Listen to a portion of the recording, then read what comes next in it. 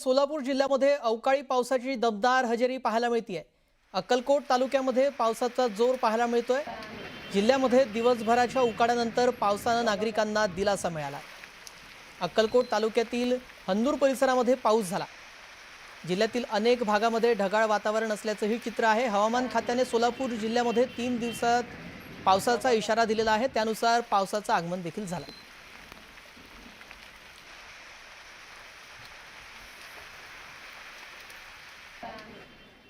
अक्षय तृतीयाच्या मुहूर्तावर लोकांनी सोनं खरेदीसाठी पसंती दिल्याचं पाहायला मिळालंय।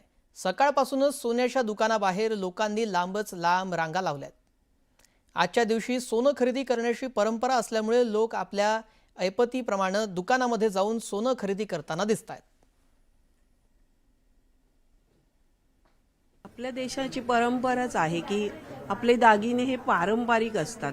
आपले दागिने हे आत्ता कोण कारागीर येऊन बनवेल आणि त्याचं इन्व्हेशन टाकेल असे पण आहेतच, पण आपण नेहमी, आम्ही तरी महिला महाराष्ट्रीयन आहोत, आम्ही नेहमी ह्यांच्याकडे एक राजेशाही म्हणून एक संग्रह असतो, त्यासाठी मी आवर्जून येते। नाणं काय तुम्ही घेऊन लॉकरमध्ये ठेवा, दागिना घेतलात तर तुम्ही वापरू शकता, काही वर्ष वापरू शकता आणि मग तो अपग्रेड करू शकता।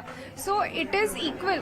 कॉइन आणि ऑर्नामेंट ह्याच्यात फक्त घडणावळीचा एक्स्ट्रा थोडा फरक असतो, पण ती सुद्धा एवढी म्हणजे इन्व्हेस्टमेंट तुमची एवढ्या पटीने वाढते की ते घडणावळ एकदम खूप क्विकली रिकवर होते। ॲक्च्युली आज माझी ॲनिव्हर्सरी होती, त्यामुळे माझ्या आईसाठी आणि एक गुंतवणूक म्हणून मी आलो आहे।